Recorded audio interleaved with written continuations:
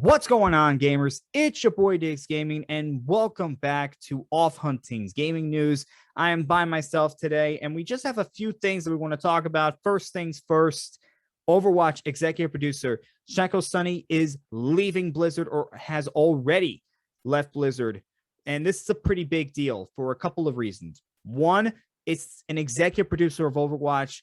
That's what he was doing on the original and on Overwatch 2. Now they got to replace him while they're still making Overwatch 2. Hopefully they can find somebody that can fill that spot seamlessly, and they're not going to have any problems with Overwatch 2. Hopefully they can do that. And the second thing is we're going to start to see a lot more departures from Activision-Blizzard because, well, as we all know, of the allegations and the lawsuits that are coming from a toxic workplace environment filled with discrimination and sexual harassment. Now, this is not because of that. Apparently Sunny was well liked in the company, and it's just because he wants to take some time off after 5 years of service. And I'm going to stick with that, and I think you should too until you hear otherwise. So one more time, Shako Sunny leaving Blizzard, who was the executive producer of Overwatch, and not because of the lawsuits that are happening with Activision Blizzard. But speaking of the lawsuits that's going on, now it looks like Activision Blizzard is under investigation by the SEC. And this was reported by the Wall Street Journal. And for those of you that don't know what the SEC is, or when you hear SEC, you think of the College Football Conference, it's the Securities and Exchange Commission. And the reason that they are investigating Activision Blizzard is because of those lawsuits that are going out over toxic place work environments, sexual harassment, and discrimination.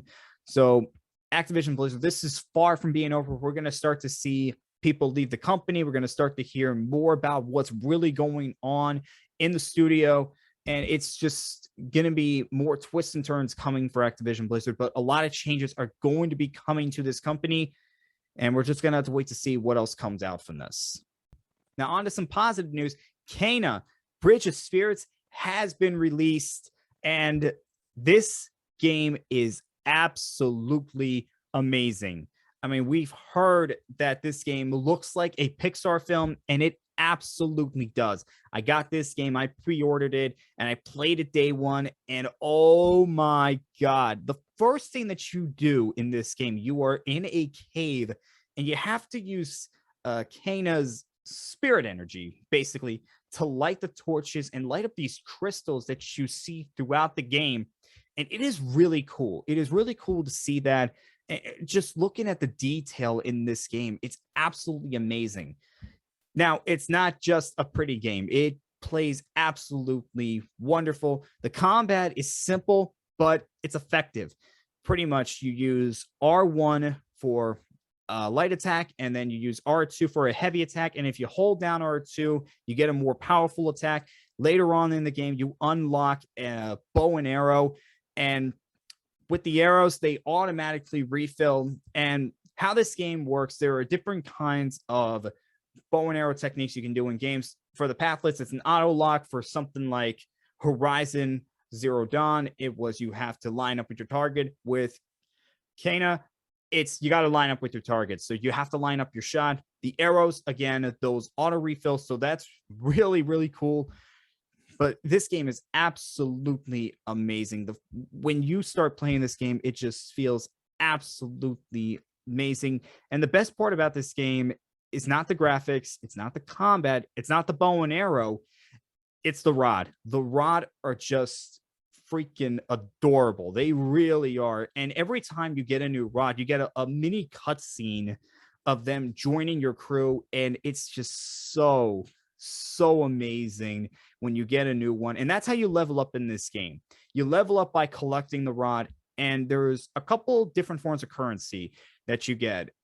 One form is something called snails, and you get those by fixing knockover statues, by feeding the rod, by doing other things around the world that you are in. And what you do for that is that's how you upgrade your abilities. So you upgrade your bow and arrow, you upgrade your attacks, you upgrade the rod.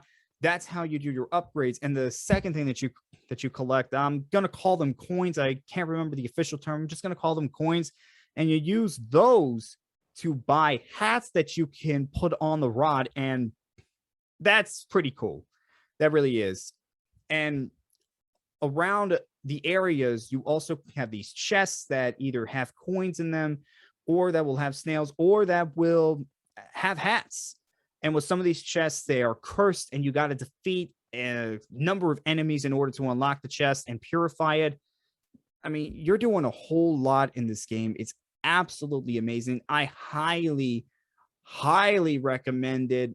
I am nowhere close to the end, but I'm just loving the game every time I play it. It is just an amazing game. Ember Labs, for their first game, it is a fantastic game, and I wouldn't be surprised if this is up for a game of the year. I really would not be, because that's just how great this game is. And it kind of reminds me a little bit of the original Jak and Daxter, because when you get into the main part of the game, there's this village, and the area that you have to go to is around the village. So there are different points that you will leave, and that's around the village. And it kind of reminds me of Jak and Daxter, especially with that first level where here's the village and here's the surrounding area. Go visit the surrounding area around the village. And yeah, so this game, absolutely amazing. Definitely recommend it. If you want to wait for a physical copy, you don't have to wait too long. That's going to be coming in the next few months. It's coming in November.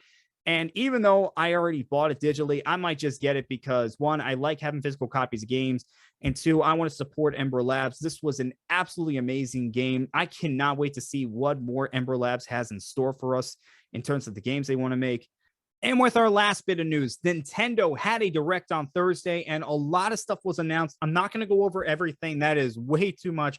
I'm going to go over all the big stuff, and that's not to say it's not a lot to go over. It is. There was a lot of big stuff that was released. I got like at least 10 things on here. So I'm just going to jump right in with this. Monster Hunter Rise is getting an expansion in 2022, and I'm not surprised by this. Monster Hunter, it is a console seller for Nintendo, always has been, always will be, and I'm just not surprised that Monster Hunter Rise is going to get an expansion. So Monster Hunter fans, you have something to look forward to coming up soon. Again, 2022, not a specific release date. Just know it's going to be next year. Star Wars Knights of the Old Republic is coming to Switch in November. This is not the remake. This is the original game. And I absolutely do like this. If you have a Switch and you like Star Wars, definitely pick this game up. This is the game, again, that put BioWare on the map. This is the game that put BioWare on the map. It's one of the best Star Wars games ever made. So if you're a Star Wars fan, you have a Switch, I would definitely recommend getting this game. Hyrule Warriors Age of Calamity is getting an expansion October 29th, so about a month away. If you like Hyrule Warriors Age of Calamity and you have something to look forward to in about a month. The last fighter in Super Smash Bros. Ultimate, the very last one, is going to be revealed October 5th. And we all have the characters that we want to see in Smash. This is going to be the absolute last one. So let's see if they can hit a home run with this one. Animal Crossing is going to have a direct coming in October. So Animal Crossing news coming in October. Don't have a specific date. They'll let us know on that. Kirby, the Forgotten Land. A new Kirby game is coming out spring 2022. And this is not your regular 2D Kirby game. This is 3D. That's right. Kirby is stepping into the third dimension for the first time ever. That is just amazing. Kirby is now stepping into a 3D world. Nintendo is including a membership that will allow players to play both Nintendo 64 and Sega Genesis games. Now, on paper, this sounds absolutely amazing. First of all, with Nintendo 64, some of the best games of all time were released during that time period. You have Star Fox 64, of course, Super Mario 64, of course, Ocarina of Time, and so many others. And for Sega Genesis, I mean, with those games, those were the ones that allowed Sega to really compete with Nintendo for the video game market. So on paper, this sounds great. We'll see how Nintendo executes it. Hopefully they do a good job with this. We got an update on both Splatoon 3 and Metroid Dread. For Splatoon 3 in particular, we got more information on the city that this game is going to take place in, the new abilities that you're going to be able to do, and really just everything Splatoon. It just looks like it's Splatoon taken to the next level, and that's what you want to see out of a sequel. I mean, people cannot wait for this game to come out. I just know that. In Metroid Dread, I mean, what more can you say about Metroid Dread? This just looks like a really good Metroid game. And again, Metroid fans probably cannot wait for this game to come out. Castlevania Advance Collection. The games that came out on the Game Boy Advance are coming to the Switch. And if you're a Castlevania fan and you never got a chance to play the games on the Game Boy Advance, this is absolutely wonderful for those players. And I've never played a Castlevania game, so I'm not going to get something like that. But again, if you are a Castlevania fan and you missed out on those games that came out on the Game Boy Advance, this is going to be your chance to play them if you have a Nintendo Switch. One of the biggest news that came out of this was we got the cast of the Mario animated movie done by Illumination.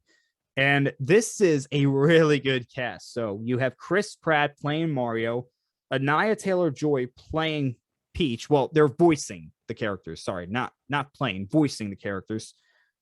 Charlie Day is voicing little brother Luigi. Jack Black is voicing Bowser. I can't think of anybody better to voice Bowser than Jack Black. I'll be honest with you. Keegan-Michael Kay is voicing Toad. Seth Rogen is voicing Donkey Kong. Yes, Donkey Kong is going to be in this game. Freda Marson is going to be Cranky Kong. Kevin Michael Richardson is playing Kamek. For those of you who don't know, Kevin Michael Richardson is one of the best voice actors out there. You have definitely heard his voice before, and I'm happy that he's in this. Sebastian in a Selko. I'm sorry, I'm not good with name pronunciation. Is voicing Spike, and veteran Mario actor Charles Martinet is going to have voices in this movie. They didn't say specifically what he was going to do, but he will be featured in this movie, which is a nice touch. And again, this is a star-studded cast. They are really taking it seriously. They're taking this movie seriously, and hopefully this turns out to be really good. It better be better than the 1993 movie. Well, you can't really do worse than that, and let's hope they don't. And the final thing that was shown off was Bayonetta 3. Yes, we finally got a trailer for that game, and some things to talk about. First things first, there was a mysterious figure at the end of the trailer, and people on Twitter were saying, is that possibly Dante? And I could see where people were coming from. It did have the long sword that Dante is known for. It looked like white hair. Again, Dante is known for that. But something just did not look right to me. I just did not think it was Dante. I think that's something else was going on there. And I just did not think it's Dante. Sir Meliodas and KB both agree that it might be a Dante-themed skin, but I just don't think it was Dante. None of us do. So unfortunately, it doesn't look like we're going to get that crossover between Dante and Bayonetta that fans want. But a Dante-themed skin, I think we'll take that. But the one problem is people were a little upset about this. Sir Meliodas in particular said the game just does not look good. It looks like a reject K-pop dance game. That's what he said. Yes, that's what he said. I don't know. It just did not look right to me at all. I don't know. Look, it is still early in development. We still haven't seen the final product. So there is a chance that it is going to be really good. But as far as that first reveal, it just did not look right. It really didn't. Some fans were really not happy with how the game looked. We're just going to have to wait and see, but a little disappointing on that first reveal. All right, guys, that was the video game news for the week, and we will see you guys next time.